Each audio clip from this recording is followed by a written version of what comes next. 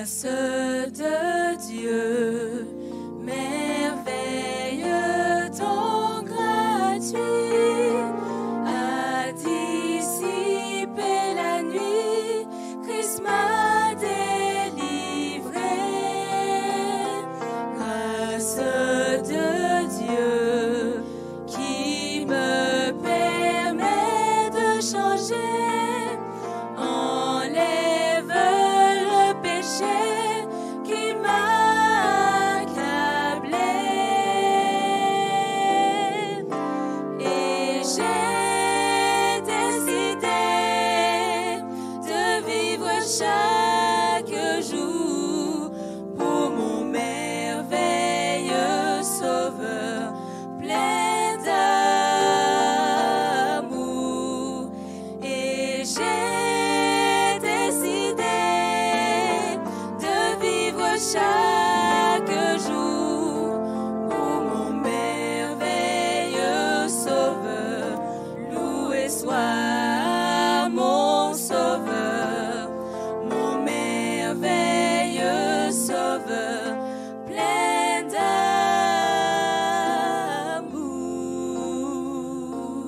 Pour vous qui êtes en présentiel, je vous invite à vous mettre debout pour la prière.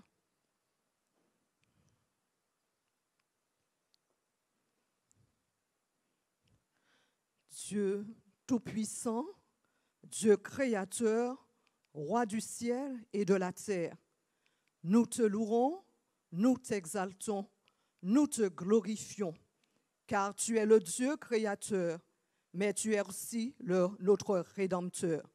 Que toute la gloire te revienne en cet instant.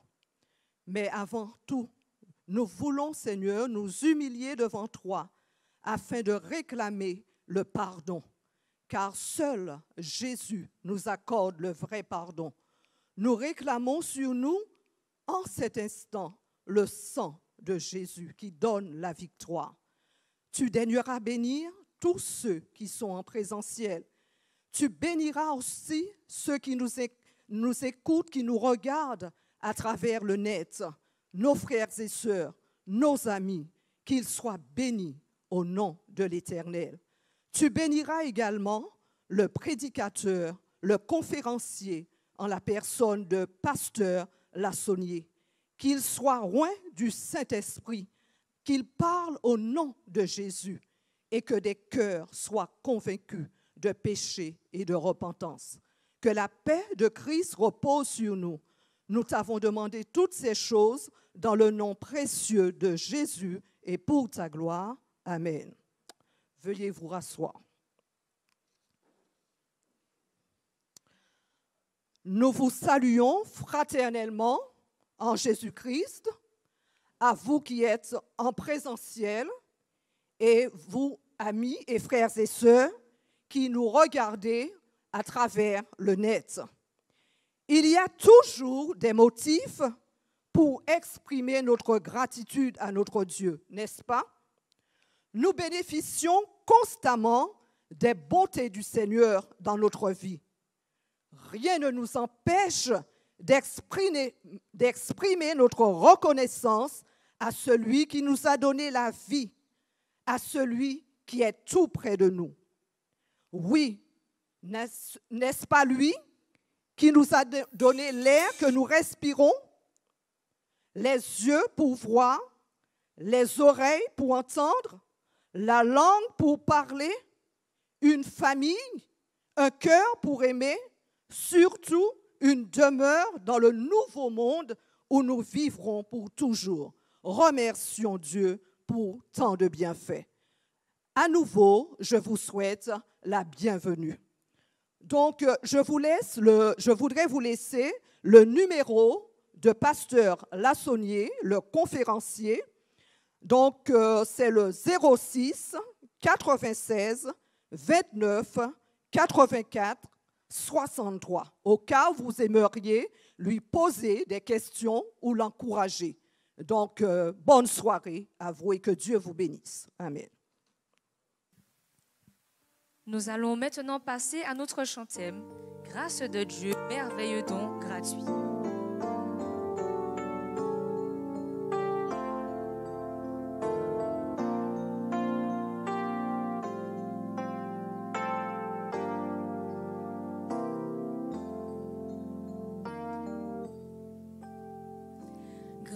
Grâce de Dieu, merveilleux ton gratuit, a dissipé la nuit, Christ m'a délivré.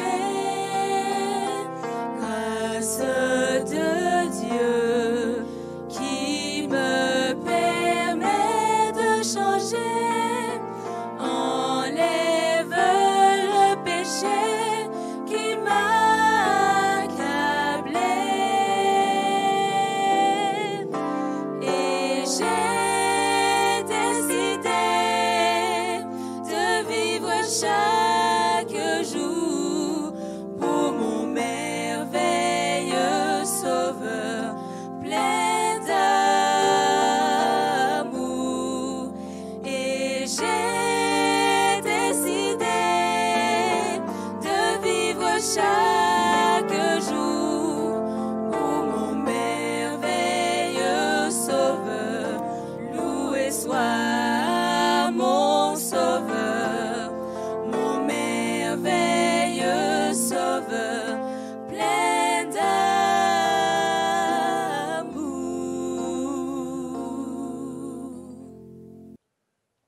Bonsoir, chers amis, chers internautes, ceux qui sont à la fois dans cette salle ou alors ceux qui sont ailleurs. Nous espérons que vous avez passé une bonne journée. Le son est bon ce soir, on peut m'entendre là où vous vous trouvez et nous louons Dieu pour cela. Vous savez, toutes les fois où la parole de Dieu est présentée, c'est un combat spirituel. Et c'est pour cette raison qu'il nous faut être véatifs. Et Jésus nous a dit de prier. Et nous devons prier sans cesse. Nous devons faire en sorte que la parole de Dieu puisse être présentée dans les meilleures conditions. Mais c'est un combat. Et nous réalisons que c'est un combat. Et jusqu'à maintenant, c'est un combat. Et nous voudrions avoir cette rencontre placée sous l'égide du Seigneur. Mes frères et mes sœurs, chers amis, Dieu est un Dieu qui est merveilleux, un Dieu qui est puissant, un Dieu qui a la solution aux problèmes de l'humanité. Et nous voulons, par la grâce de Dieu, ce soir, une fois de plus, élever Jésus. Jésus-Christ est celui qui doit être entendu. Jésus est celui qui doit être proclamé. Et partout où l'évangile, merci, ça vient, partout où l'évangile est présenté, partout où la parole de Dieu est prêchée, l'ennemi, il met ses oppositions. Mais loué soit Dieu, dans le nom de Jésus, l'ennemi est battu. Amen. Jésus-Christ a déclaré, quand le Fils de l'homme aura été élevé de la terre, il attirera tous les hommes à lui. Ce soir, prions le Seigneur. Notre Dieu, notre Père céleste, nous te bénissons et nous te louerons pour l'occasion que tu donnes à tes enfants, ici et là, d'entendre ta parole. Puisses-tu les visiter, puisses-tu leur parler et permets que ta parole puisse être percutante et permets que l'ennemi n'ait pas le dernier mot, mais que Jésus-Christ soit intronisé dans nos cœurs, dans nos vies et que des miracles, des transformations, des changements s'opèrent et que les hommes et les femmes qui doivent être sauvés, doivent hériter du salut, puissent entendre ta parole et que leur cœur soit touché, que leur vie soit transformée et que Jésus puisse demeurer et habiter en eux de manière claire, de manière forte, de manière puissante. Notre Dieu, notre Père, maintenant prends possession de ton serviteur. Cache-le de la croix afin que tu sois vu et que ton message soit entendu dans le nom puissant de Jésus. Amen. Amen. La parole de Dieu nous enseigne dans Luc chapitre 17, verset 30. Je voudrais que nous comprenions ceci. C'est un préambule par rapport à ce que nous allons avoir comme message plus tard. Jésus fait une déclaration dans Luc chapitre 17, verset 26 et verset 30.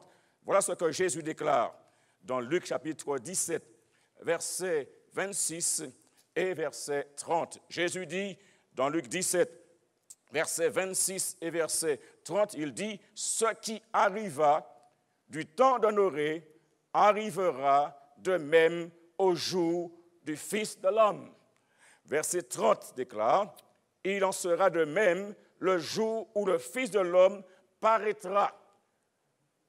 Verset 26, c'est clair. Ce qui arrivera du temps d'honorer, ce qui arriva du temps d'honorer, arrivera de même au jour du Fils de l'homme. Mais qu'est-ce qui arriva au temps d'honorer? Et pour comprendre la déclaration de Jésus, il est nécessaire de s'immerger dans l'ambiance de l'époque d'honorer. Important que nous allions consulter, analyser, étudier, visiter ce qui s'est passé à l'époque d'honorer. Et bien que je vous dise que la réalité du temps d'honorer, le Christ l'a affirmé comme étant une chose qui se répétera, une chose qui reviendra.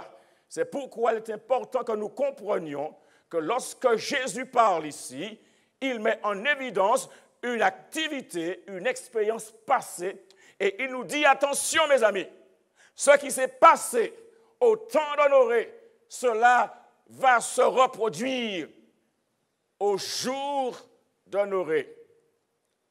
Il y avait une double malédiction qui reposait sur la terre. Il y avait deux malédictions qui reposaient sur la terre. La première malédiction, c'était la désobéissance. La désobéissance d'Adam. Et la deuxième malédiction, c'était le meurtre de Caïn. Au jour d'honorer, il y avait deux malédictions qui reposaient sur la terre. La désobéissance d'Adam et le meurtre de Caïn. Oh mes amis, la surface de la terre, en dépit de cette malédiction, était restée intacte. Et malgré les signes de détérioration, la nature conservait sa richesse et sa beauté primitive.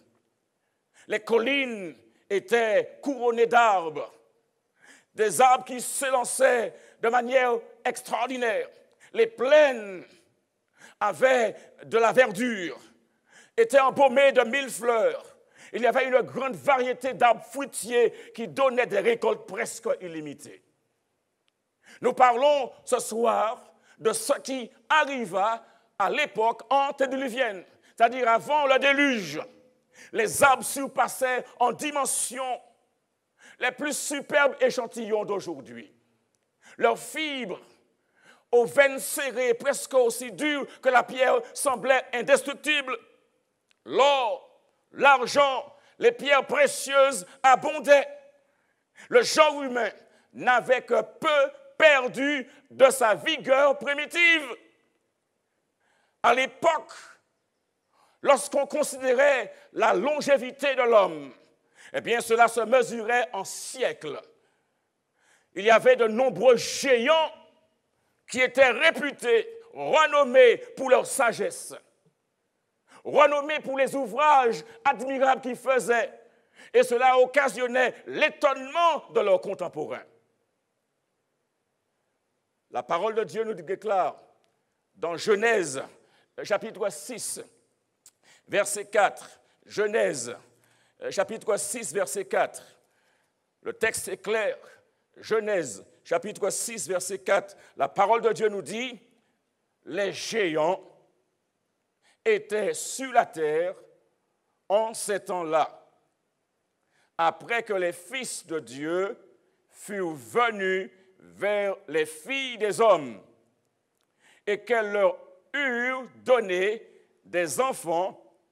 Ce sont ces géants qui furent fameux dans l'Antiquité.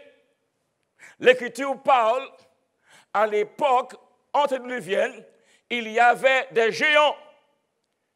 Et ces géants étaient renommés. Ces géants étaient fameux. Ils avaient des dons magnifiques. Dieu avait gratifié ces hommes de l'époque antédiluvienne de dons magnifiques. Mais les dons qu'ils avaient n'étaient pas utilisés pour glorifier Dieu.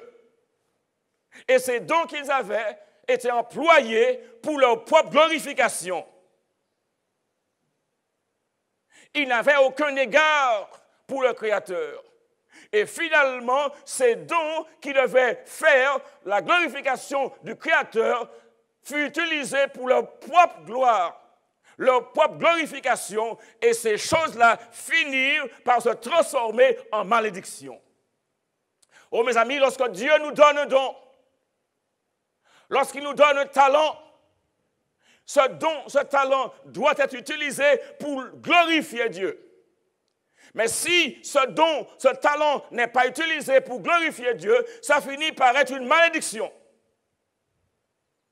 L'or, l'argent, les pierres et le bois fin entraient dans la construction de résidences somptueuses.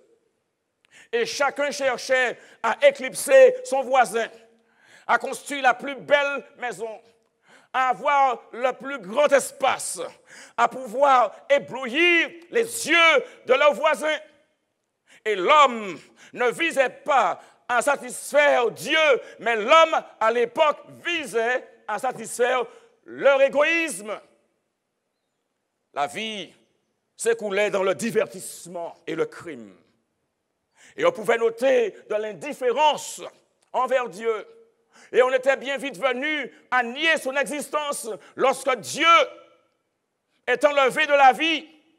Lorsque Dieu n'est plus au centre de la vie de quelqu'un, cette personne finit par dire que Dieu n'existe pas. Ce matin, j'ai échangé avec un homme qui avait vécu une vie difficile, la guerre par-ci, la guerre par-là, voyagé dans plusieurs pays du monde. Et après qu'il ait souffert autant, est venu à la conclusion, mais Dieu n'existe pas. Mais il a dit par rapport à sa souffrance, et quand je lui ai expliqué qu'un homme tel que lui, après avoir fait 10 ans de guerre, après avoir souffert autant en Afrique, en Amérique du Sud, etc., et d'être resté en vie, ça, c'est le droit de Dieu. Parce que la plupart des gens de son époque qui ont fait la guerre ne sont plus en vie, mais lui, il est en vie. Et s'il est en vie, ce n'est pas la chose qui a fait cela. La nature était adorée à la place du Dieu de la nature. Et on encensait le génie humain. On glorifiait des ouvrages. Et on apprenait aux enfants à se prosterner devant des images taillées. Lorsque Dieu n'est pas dans la vie, l'éducation, l'instruction se fait hors de Dieu. Et on apprend aux gens à se prosterner devant les idoles. C'est ce qui se passe lorsque Dieu n'est pas dans la vie. Lorsque Dieu n'est pas dans le programme, eh bien, on marche la tête baissée et on se met devant n'importe quoi et on se dit intelligent. Ainsi donc, Dieu n'étant pas dans la vie des gens, on érigeait les autels des faux dieux.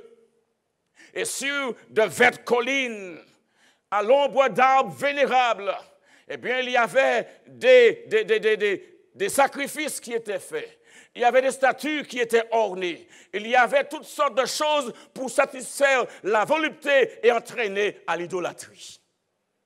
Et en bannissant Dieu de leurs pensées, ils ont adoré les œuvres de leur imagination. Et les hommes devenaient de plus en plus bas sur la terre.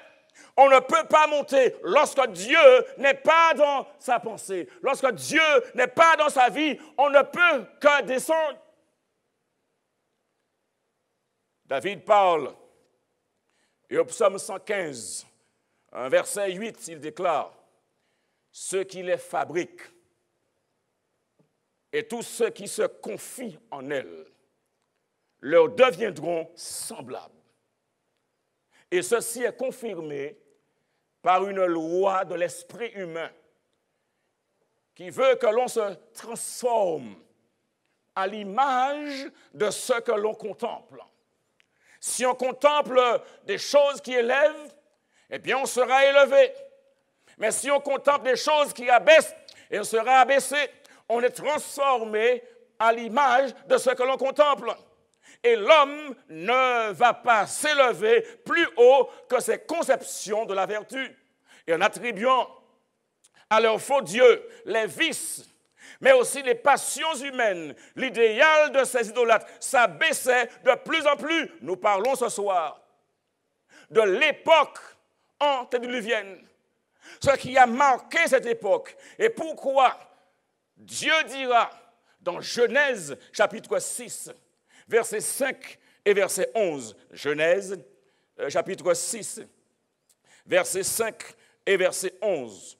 La Bible déclare dans Genèse chapitre 6, verset 5 d'abord, puis le verset 11, l'Éternel vit que la méchanceté des hommes était grande sur la terre et que toutes les pensées de leur cœur se portaient chaque jour uniquement vers le mal. Cette phrase-là doit nous interpeller. L'Éternel regarde, et quand il regarde, ce qu'il voit, c'est la méchanceté. La méchanceté de l'homme était grande sur la terre. Et cela signifie en quelque part les pensées du cœur de l'homme étaient chaque jour dirigées vers le mal. Et quand on met Dieu de côté, eh bien ces pensées ne sont pas inspirées par le Saint-Esprit. Et donc Dieu est mis dehors. Dieu n'est pas dans la vie. On se lève, on ne prie pas. La Bible n'est pas ouverte. On va manger, on ne prie pas. On fait son projet, on ne consulte pas Dieu. On ne tient pas compte de ce que Dieu a déclaré. On cherche une femme. Et on cherche n'importe quelle femme, qu'elle soit à l'évangile ou pas. Ça, ce n'est pas important parce que Dieu n'est pas dans la vie. Mais lorsque Dieu est dans la vie, lorsqu'on se réveille le matin, on donne à Dieu la première place. Amen. Lorsque Dieu est dans la vie, lorsqu'on doit manger, on dit gloire à Dieu. Merci pour ce repas parce que nous savons que ce n'est pas nous. Nous pouvons avoir autant de kilos que nous pouvons. Nous pouvons avoir autant de diplômes que nous pouvons. Nous pouvons avoir autant de choses que nous voulons. Mais si Dieu ne nous donne la force de pouvoir poser notre pied le matin, de pouvoir nous tenir debout, rien ne va. Et parfois, nous sommes seulement orgueilleux et nous disons, ah, c'est moi. Oh, j'ai construit ceci, j'ai fait cela, je suis grand, j'ai des relations. Mais je vous dis, mesdames et messieurs, si Dieu ne donne pas la force, nous ne pouvons absolument rien faire. Et c'est pourquoi il est important de comprendre si la parole de Dieu n'est pas dans nos vies, si nous ne sommes pas dirigés par le Saint-Esprit, si ce n'est pas la vérité qui nous conduit, nous marchons tout simplement dans l'erreur. Et peu importe notre nom, peu importe notre statut, peu importe notre nationalité, si Dieu n'est pas dans notre vie, nous allons et faisons n'importe quoi comme n'importe qui. Et ce que nous pensons est vulgaire parce que c'est l'autre qui le fait. Nous pourrions aussi le faire du moment où Dieu n'est pas dans la vie. Et lorsque nous comprenons ici que l'Éternel dit « Je vois la méchanceté de l'homme est grande sur la terre parce que leurs pensées, non pas une pensée, mais toutes les pensées de son cœur étaient chaque jour dirigées vers le mal. » Et puis ce qui est le summum, au verset 11, le verset 11 de Genèse chapitre 6 nous donne le summum. Il est déclaré au verset 11 du chapitre 6, il est dit « La terre était corrompue devant Dieu. La terre était pleine de violence. La terre était corrompue parce que les pensées de l'homme se dirigeaient uniquement chaque jour vers le mal. » La loi de Dieu, donc, avait été abandonnée. Les règles de conduite étaient violées. Les forfaits imaginables étaient à l'ordre du jour. L'iniquité abondait, la justice était foulée aux pieds et les cris des opprimés parvenaient jusqu'au ciel. Oh, mesdames et messieurs, au sein de la dépravation générale, il y avait un homme, il y avait Métuséla, il y avait Noé, il y avait d'autres qui s'efforçaient en vain de conserver la connaissance du vrai Dieu et d'endiguer la marée du mal. Et quelle que soit la situation, quelle que soit l'époque, quelle que soit la salle de classe, quelle que soit l'entreprise, quel que soit le pays, quelle que soit l'assemblée, il y a toujours des hommes et des femmes. Lorsque tout va mal, lorsque tout le monde va dans une direction, des hommes et des femmes qui se tiennent debout pour Dieu et qui choisissent de ne pas aller dans la direction de tout le monde et qui acceptent de tenir debout pour Jésus-Christ. Et contrairement donc à l'ordre divinement établi, dès le commencement, eh bien, on a vu se développer la polygamie. Et la polygamie avait de très bonne heure fait son apparition. Mais nous connaissons la volonté de Dieu. Et sa volonté, c'est que le mariage, quand il a donné à Adam qu'une femme, parce que si Dieu voulait que ce soit la polygamie, il aurait donné à Adam autant de femmes qu'il voulait.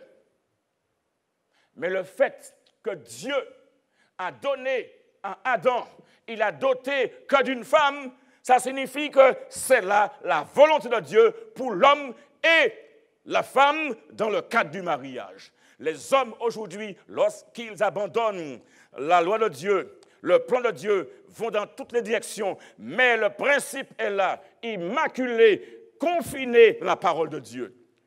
Et peu après la chute, les hommes avaient donné libre cours à leur coupable désir. Ils récoltaient maintenant une moisson grandissante de souffrance et de misère. Ni le mariage, ni la propriété étaient respectés. Et celui qui convoitait les femmes, mais aussi les biens de son prochain, les lui prenait de force et se glorifiait de ses prouesses. Je vous parle ce soir de l'ambiance qui régnait avant le déluge. On se faisait une joie d'abattre des animaux et de se repaître de leur chair. L'homme devenait ainsi de plus en plus cruel, de plus en plus sanguinaire, et la vie humaine était sacrifiée avec une incroyable indifférence. Le monde était encore dans son enfance, et l'iniquité était déjà si répandue et si invétérée que le ciel ne put le supporter davantage lorsque le mal s'installe, lorsque le péché se développe. Lorsque les hommes pensent qu'ils peuvent faire n'importe quoi, ils peuvent dire n'importe quoi, ils peuvent s'installer, vautrer dans le mal, et que rien n'arrivera, il y a un moment où Dieu dit « c'en est assez ». Il y a un moment où Dieu frappe la main sur la table. Il y a un moment où Dieu dit « c'est fini ». Heureusement que Dieu dit que c'est fini, n'est-ce pas? Parce qu'on ne pourrait pas supporter les choses. Le mal grandirait, se développerait et les gens seraient dans l'incapacité de pouvoir se supporter. Mais heureusement, Dieu est un Dieu de justice et un Dieu qui sait et qui contrôle toutes choses. Et le mal n'a pas le dessus. Le bien triomphe et le bien triomphera éternellement. Mes amis, lisons ce qui est dit au chapitre 6, le verset 7 de Genèse. Chapitre 6, verset 7 de Genèse. Et nous parlons de ce qui arriva à l'époque antédiluvienne. Genèse, chapitre 6, verset 7 déclare: L'Éternel dit, j'exterminerai de la terre, de la face de la terre, l'homme que j'ai créé, depuis l'homme jusqu'au bétail, aux reptiles et aux oiseaux du ciel. Pourquoi? Car je me repens de les avoir faits. Dieu dit, j'exterminerai de la surface de la terre l'homme que j'ai créé. pour que Dieu puisse arriver à une telle décision, cela signifie que l'homme a fait quelque chose qui a vraiment fait déborder le vase. Ça signifie que l'homme a atteint une limite, l'homme a franchi une limite qu'il ne devrait pas franchir. Ça signifie que la coupe de l'iniquité débordait. Parce que Dieu est amour, Dieu est patient, Dieu est un Dieu miséricordieux, mais Dieu ne laissera pas le mal se développer au point de déborder et de remplir toute la planète pour que les choses deviennent impossibles. Ce Dieu-là, qui est amour, ne permettra pas au péché d'avoir le dessus. C'est lui le Créateur, n'est-ce pas? C'est lui qui est au contrôle de la vie. C'est lui qui garantit la miséricorde, l'équilibre dans l'univers. Et je loue Dieu qui regarde et de sa préscience, de sa miséricorde, dans son amour, dans sa charité, qui intervient pour mettre un terme à la souffrance, en sorte que la planète ne bascule pas de manière pratiquement irréversible dans le mal. Ce Dieu-là, il dit, j'exterminerai. J'exterminerai de la face de la terre l'homme que j'ai créé. Cet homme-là ne reconnaît plus Dieu. Cet homme-là s'est fabriqué des idoles. Cet homme-là a dit que Dieu n'existe pas. Cet homme-là va chaque jour dans le mal. Il ne se repent pas, il ne change pas. En dépit des messages qui sont prêchés, il continue, il fait de plus en plus de mal. Et quand il se réunit, c'est pour réfléchir à faire le mal. Et quand il parle, c'est pour envoyer des blasphèmes. Et Dieu dit, c'en est assez. Ça a trop duré. Et pendant ce moment-là, l'homme ne change pas. Mais loué soit Dieu, béni soit Dieu. Il ne nous prend pas par surprise. Hello? Dieu ne nous prend pas par surprise. Il ne nous tend pas un guet-apens. Dieu n'est pas celui qui est là, derrière un poteau, et qui regarde et pour nous frapper. Non, Dieu, il ne fait rien. Amos 3,7. Sans avoir révélé son secret à ses serviteurs, les prophètes, Dieu ne fait rien. Il nous parle à l'avance. Il nous envoie des avertissements. Il nous dit, mon enfant, mon garçon, monsieur, madame, ce que vous faites n'est pas bien. Changez de vie. Cette femme-là, que vous voyez en cachette, alors que vous êtes mariés, arrêtez ça. Cet homme-là, que vous appelez le soir, quand votre femme dort, arrêtez cela, je vais vous arrêter. Il y en a qui n'entendent rien. Ils sont entêtés, ils sont obstinés. Et Dieu dit, j'exterminerai. Et quand Dieu l'a dit, il envoie un avertissement. Et pendant 120 ans, combien de temps? 120 ans. Qui connaît quelqu'un qui a vécu ici dernièrement 120 ans?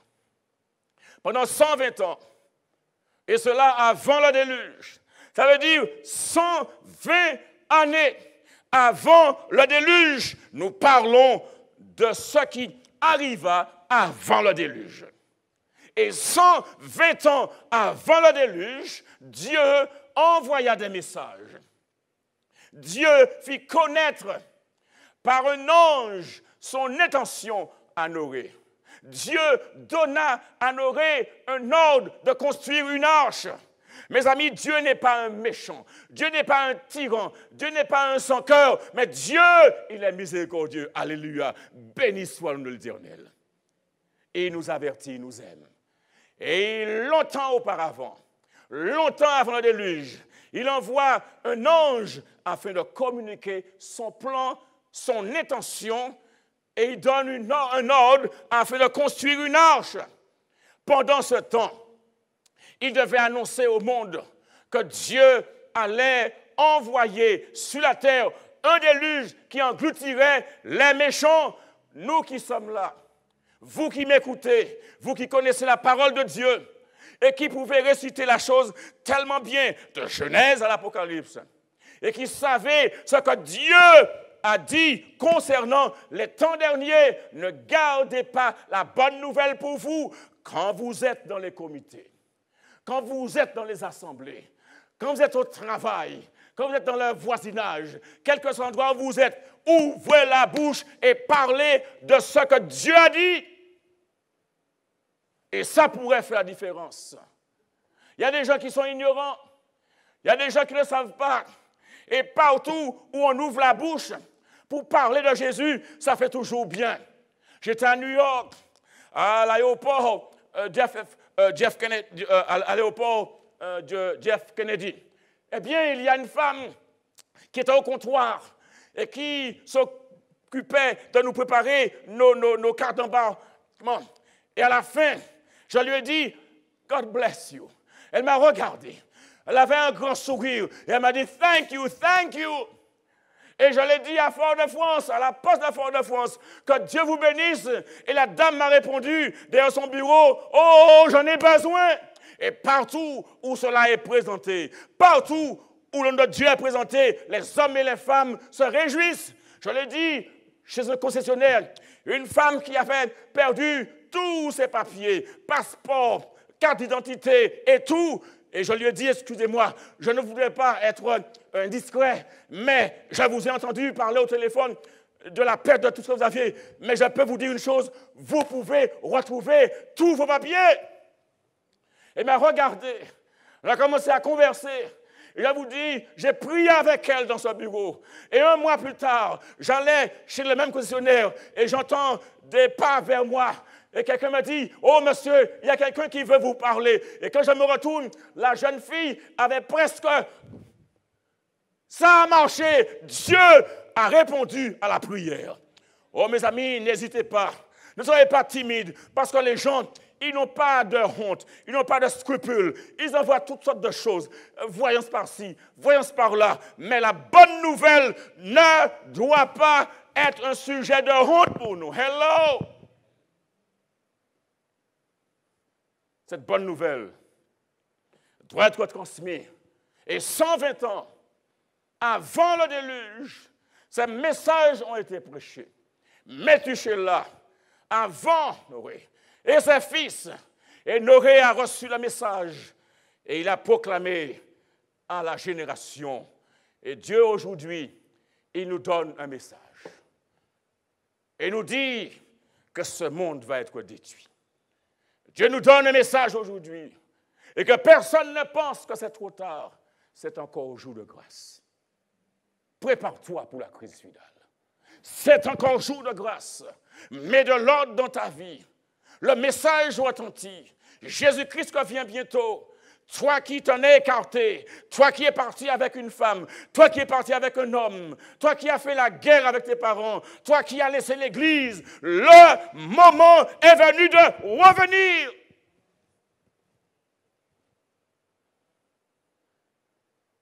Ne te laisse pas embobiner par toutes sortes de nouvelles doctrines, mais crois en la parole de Dieu. Et crois que si tu reviens, Dieu te pardonnera, il t'acceptera comme le cas de la Bible, le Père qui reçoit le Fils prodigue, les bras ouverts. Tu seras revêtu de la tunique, tu seras pardonné. Le Seigneur te dit, mon enfant, ce que tu as fait n'est pas si grave que cela. C'est grave, mais je peux te pardonner. Et si tu reviens ce soir, si tu prends la décision ce soir de revenir, je te donnerai la force de pouvoir tenir. Ne regarde pas aux frères, ne regarde pas à la sœur, ne regarde pas aux autres, mais regarde à moi, regarde à Jésus-Christ. C'est Jésus qui a donné sa vie pour toi. Et le problème de tout le chrétien, c'est qu'il regarde à ceux qui sont assis dans le banc. Il regarde à ceux qui sont debout à droite et à gauche. Mais ils doivent regarder à qui? À Jésus. Regardez à Jésus. Le temps est venu pour ceux qui ont déserté, pour ceux qui ont abandonné l'Église, pour une raison ou pour une autre. Et peu importe la raison, il n'y a aucune raison de rester hors de l'Église. Le temps est venu de regagner l'Église. Et Jésus envoie ce message maintenant. Il dit, ce n'est pas trop tard. Fais-le ce soir. Donne ta vie à Jésus. Inscris-toi. Demande la paix. Demande la réconciliation. Fais la démarche. Jésus-Christ t'accueillera. Il te guidera. La sagesse humaine te sera pas suffisante. Il faudrait que tu aies la sagesse divine. Et Noé, il a construit cette arche. Noé a construit l'arche. Mais l'architecte n'était pas Noé. Hello mes amis.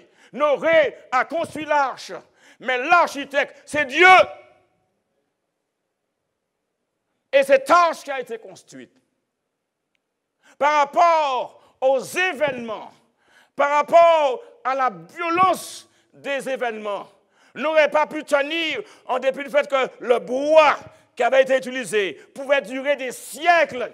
Mais il n'y a que Dieu, mes amis, qui puisse protéger l'arche dans le déluge. Et ce Dieu-là est capable de vous protéger dans le déluge de votre vie. Faites-lui confiance. Ne rendez pas à gauche.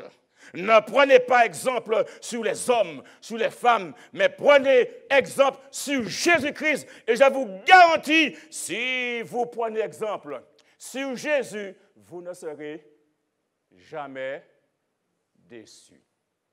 Si vous prenez exemple sur Jésus, vous ne serez jamais déçus. Jésus ne déçoit personne. Jésus est la solution. Jésus vous donne de l'avertissement. Il vous dit, je vais changer les choses.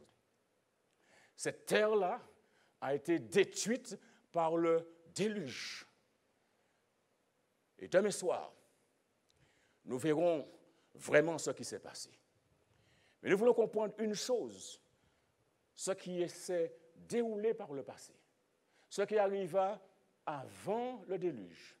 À l'époque antédiluvienne, Jésus dit, ce qui arriva du temps de Noé arrivera de même à l'avènement du Fils de l'homme. Mes amis, c'est encore un jour de grâce pour mettre de l'ordre dans sa vie, pour que l'enfant et la mère, pour que la mère et l'enfant, pour que l'enfant et le père et l'enfant, pour que les frères et sœurs, pour les voisins et les voisins, pour les collègues et les collègues, pour les uns et les autres, de mettre de l'ordre dans leur vie. Maintenant, c'est encore un jour de grâce. Ce n'est pas encore fini, parce que Jésus nous a donné cette grâce. Mais il y a un moment où la porte sera fermée. Il y a un moment où cela sera trop tard. N'attendez pas qu'il soit trop tard, mais venez maintenant. Et quelle que soit votre situation, quel que soit ce que vous avez vécu, et même si vous avez raison dans une affaire, mais ne laissez pas le diable vous tromper en vous disant « ou ni raison, pas aller ». Mais c'est lorsque vous avez raison qu'il vous faut aller. Si vous avez raison, c'est bien, mais ne laissez pas votre raison faire que vous ratiez l'éternité. Trop de gens ont raison et vont joncher l'enfer en quelque sorte. Mais nous voulons comprendre que Jésus est venu à donner sa vie à la croix du Calvaire pour nous. Il veut nous sauver. Le diable veut nous fourvoyer. Il veut nous faire croire, mais non, c'est toi qui as raison. Pourquoi vas-tu t'abaisser? Non, ça n'a pas d'importance. Celui qui s'abaisse sera élevé, dit Jésus. Restons humbles, restons fidèles.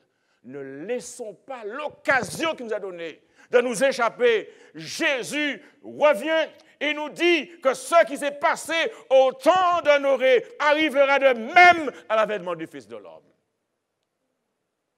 Mon ami, écris dans le chat que tu donnes ta vie à Jésus. Écris sur le chat, Jésus, je te donne ma vie. dis sur le chat, Jésus, je reviens à ton église. Je reviens vers toi. J'ai marché loin dans l'église, mais aujourd'hui, j'ai entendu ta voix. J'accepte. Prends-moi par la main, ramène-moi à l'intérieur, parce que je ne veux pas être perdu. Je vois les signes de tes accomplir. Alors garde-moi auprès de toi, parce que je veux être avec toi pour l'éternité. Écris cela. Envoie un SMS. Envoie un WhatsApp au 0696 29 84 63. Appelle. Demain soir, nous prierons. Demain soir, nous avons un moment important de prière. Mettez votre sujet de prière. Rappelez-vous que Dieu, il répond à vos prières. Dieu, il est capable de changer la situation. Ne soyez pas désespérés. Il n'y a aucune situation qui soit désespérée parce que ce Dieu-là, il est tout puissant, mes amis. Et si Dieu est pour vous, personne ne pourra être contre vous. Alors ce soir, disons oui à Jésus. Le voulez-vous? Tous ceux qui le veulent, levez la main. Amen. Amen. Levons-nous et prions. Père céleste, nous avons entrevu une partie de ce qui arriva à l'époque antédiluvienne. Ces hommes qui s'enfonçaient de plus en plus dans le mal, où leurs pensées se dirigeaient vers le mal chaque jour, où leur vie était une vie d'idolâtrie, de violence, une vie qui avait mis Dieu de côté. Mais tu n'as pas laissé l'homme sans information, 120 ans auparavant. Tu as suscité Noé, Méthusélah a prêché, ses fils ont prêché à une nation, une génération incrédule, perverse. Tu n'as fait rien sans avoir envoyé tes secrets à ton serviteur, les prophètes. Ô Père, ce soir, tu nous parles et tu nous dis de revenir. Nous qui avons laissé l'Église, nous qui nous sommes écartés de l'Église, nous qui nous sommes engagés dans des voies tortueuses, pernicieuses, tu nous dis avec la voix de la miséricorde, reviens mon enfant. Reviens ce soir. Reviens, donne-moi ton cœur, ô Père. Visite tous ces enfants, toutes ces femmes, tous ces hommes, tous ces jeunes, Seigneur. Ramène-les à la bergerie et permets qu'ils puissent échapper à la colère à venir. Ô Père, le moment est venu et tu nous dis, c'est encore jour de grâce. Pardonne-nous nos péchés, nos fautes, mauvaises pensées, mauvaises paroles, mauvaises actions. Lave-nous, purifie-nous dans le sang de Jésus qui a coulé à la croix du Calvaire pour que nous ayons la vie éternelle. Ô Père, manifeste ta puissance. Fais un miracle pour tes enfants et bénis-nous abondamment. Nous avons prié avec des remerciements dans le nom de Jésus. Amen. Amen. Que l'Éternel vous bénisse et qu'il vous garde. Et je vous dis à demain soir, quand le sujet sera l'histoire se répétera. L'histoire se répétera. Une bonne soirée et à demain soir.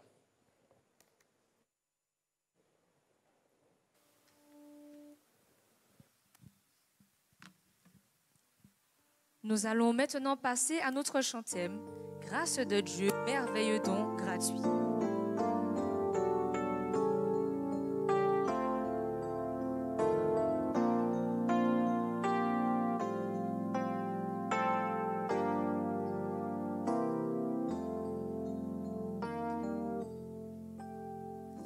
Grâce de Dieu.